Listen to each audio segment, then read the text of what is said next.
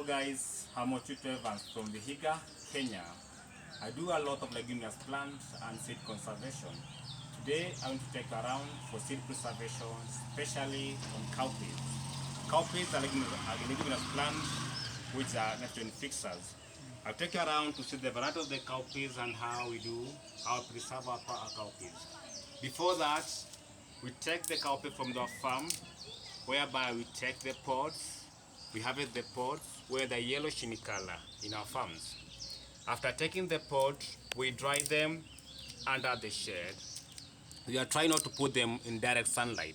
Dry them under the shade. So this is how the cowpeas look like. This is how we dry them. This is how we remove them from the pod, and we dry them under the shade.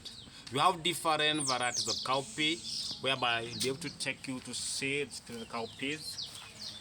This is Inzofu. Inzofu is a good variety of cowpea. It's most planted here in the community.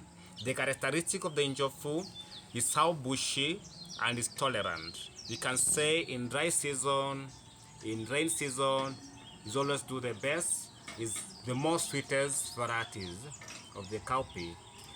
Different varieties here. This is Eranda. Eranda again is a variety here which is a climber. Most farmers intercrop the climber, the Eranda varieties, with beans, with some maize, so that they can climb on maize. You cannot just plant it in the bare land without intercropping. So most farmers they intercrop the varieties. This one is called Wakamba. Wakamba again is a good variety. It's a bushy varieties, too bushy, which doing the soil conservation. Most of these varieties are good in our farm because they improve the soil fertility. After that, all these varieties we preserve them using traditional method of preservation. We are trying to shun away from synthetic preservation of the seed because we encourage our farmers to embrace agroecology practices, the method where we are using the traditional way, we are using the indigenous way of preservation, because we are running away from synthetic or chemical for preservation. This is a brick dust.